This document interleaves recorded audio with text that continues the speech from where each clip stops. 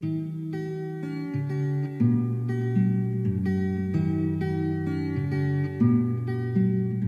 faut que d'abord, nous fassions l'effort de nous connaître nous-mêmes. Il y a un travail que personne ne fera à notre place. C'est nous apprendre notre histoire. C'est nous écrire notre histoire. Tous ceux qui nous écrivent notre histoire, ils l'écrivent en fonction de leurs propres intérêts. Pour faire valoir leurs propres intérêts et pour nous soumettre à eux. Et pour créer entre eux et nous des rapports de sympathie qui, en fin de compte, masquent ce qu'ils ont fait pour ne mettre en avant que l'aspect le plus positif. Nous avons besoin de gens qui prennent en main notre destin. Et pour le prendre en main, il faut nécessairement que nous disposions des outils nécessaires à cette fin. Donc il faut que nous organisions des recherches systématiques pour toutes les personnes emblématiques, toutes les figures importantes, dont le comportement, dont les gestes, dont les actes ont été déterminants dans le progrès économique, social et culturel de notre pays.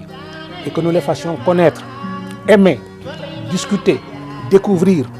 Nous les documentions dans des conditions telles que chacun de nos enfants, dès l'école maternelle, commence à savoir qui est Thierno Souleymane Baal, savoir qu'il a existé un Thierno Souleymane Baal, savoir que le Fouta a été une terre pionnière, un prélude qui a ouvert la voie, un précurseur qui a ouvert la voie, n'est-ce pas? Savoir que d'autres expériences ont été tentées ici ou là. Et qu'on n'ait pas honte de comparer ce qui s'y faisait avec ce qui se faisait dans d'autres parties du Sénégal, parce que le Sénégal, à cette époque, était une réalité composite, dans laquelle il y avait des niveaux de développement qui n'étaient pas égaux. Il y avait des endroits où il y avait la lumière, il y avait des endroits où il y avait l'obscurité. N'est-ce pas? Mais c'est le monde entier qui est ainsi fait. Qu'on puisse également accepter des comparaisons avec d'autres pays. Le leader de la révolution du Fouta Toro est né vers 1720. Le Centre de recherche sur le patrimoine intellectuel Bajordo célèbre cette année son 300e anniversaire. À cette occasion, le Centre s'honore d'offrir à la nation sénégalaise comme cadeau d'anniversaire Aloual Thierno Souleymane Baal. Il s'agit de ce monument que vous voyez. Il est conçu et commandité par le Centre de recherche Bajordo. Cette œuvre est réalisée par l'artiste sculpteur Omar Pouy en 7 mois 20 jours du 2 janvier au 20 août 2020. Elle est en pierre de type basalte, dolérique, gris clair, pesant 1800 kg, mesurant 2,40 m en hauteur et 1,10 m en largeur et 0,20 m en épaisseur.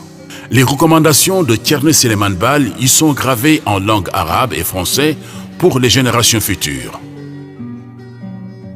Les recommandations de Thierno Souleymane Baal.